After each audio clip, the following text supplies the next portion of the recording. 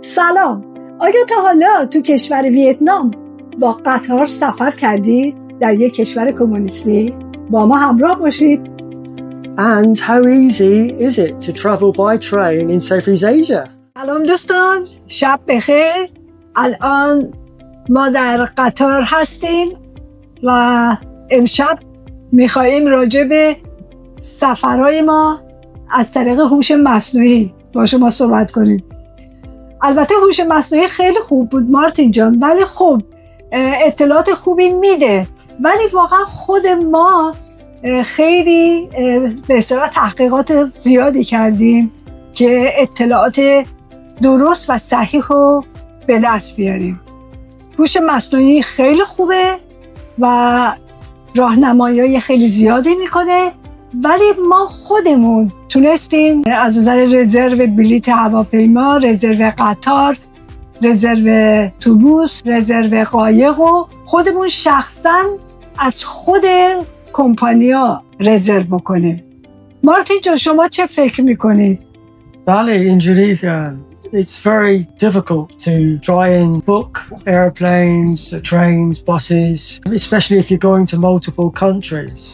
So, especially in nowadays, even though it's easy to go online and make confirmations of bookings, it's not always guaranteed that you're going to get what you want. So, we found that ChatGPT-4 is a much better way of trying to help us find the best solution for whatever scenario we want. Booking online with ChatGPT-4, what it does, it connects us to all the information that we really need to complete our task of booking, whether it be a train, a boat, a plane. And it's just made it a lot easier for us to decide which direction we can go. Exactly, that's true. همونو که من به فارسی گفتم، مارتین هم به انگلیسی گفتن. سفر کوله‌گردی ما، کوله پشتی ما از کشور ترکیه به آسیای جنوب شرقی هستش. البته ما الان در کشور ویتنام هستیم و داریم با قطار میریم به شهر سایگون.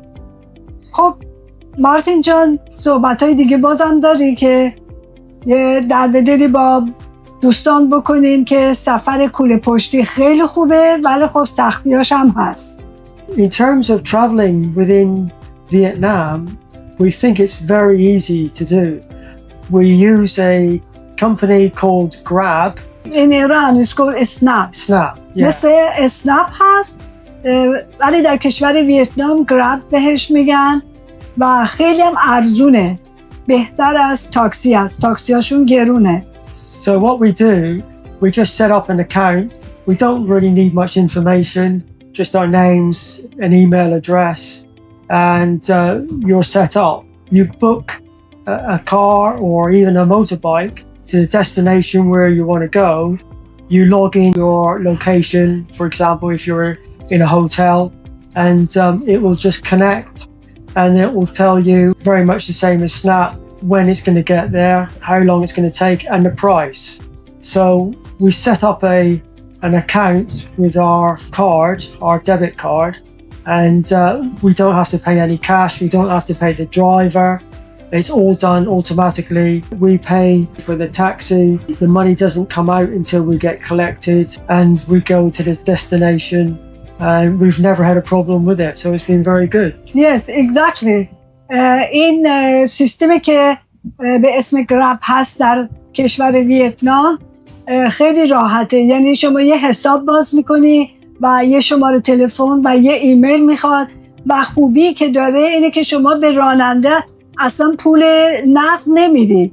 شما پولو به حساب همون کمپانی میریزید و تا وقتی که شما رو نرسوندن پولی دریافت نمیشه. یعنی وقتی شما به مقصد رسیدید پول از حساب شما به اصطلاح بیرون کشیده میشه. به خاطر همین خیلی سیفه، خیلی امنیت خیلی زیادی داره. شماره تاکسی، اسم راننده، همه اینها تو خود سیستم گراب هستش. We can also purchase food on the Grab app system. You choose what you want, you select your price, and then when it's ready, it will come out to be delivered. Again, we've had no problems with it. It's always been 100% accurate and very helpful. دقیقاً همینطوره. مارتین جان اشاره کردن که یکی از محسنات این گراب، سیستم گراب این هستش که شما حتی غذایی هم که سفارش میدید دقیقاً بهتون میگه که به چه چیزهایی رو تهیه کردم، چقدر طول میکشه، چه ساعتی میرسه به در خونه و وقتی میرسه به در خونه به شما به اصطلاح از طریق تلفن موبایل اطلاع میدن و شما میدونید که همون لحظه جلوی در هستش و به اصطلاح غذاتون رو تحویل میگیرید. یکی از محسنات دیگه‌ش هم این هستش که گراب نه تنها برای ماشین هستش بلکه برای موتورسیکلت هم هست. مارتین یه جا میخواست بره که با ماشین خیلی راه تور بود.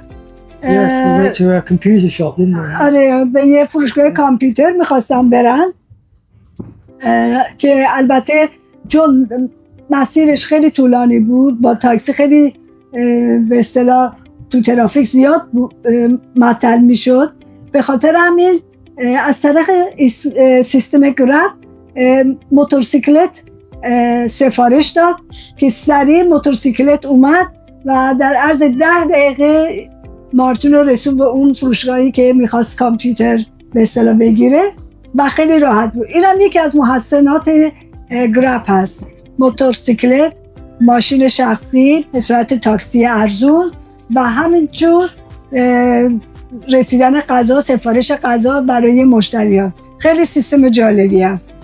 Yeah, and of course it's quite busy in Da Nang in Vietnam.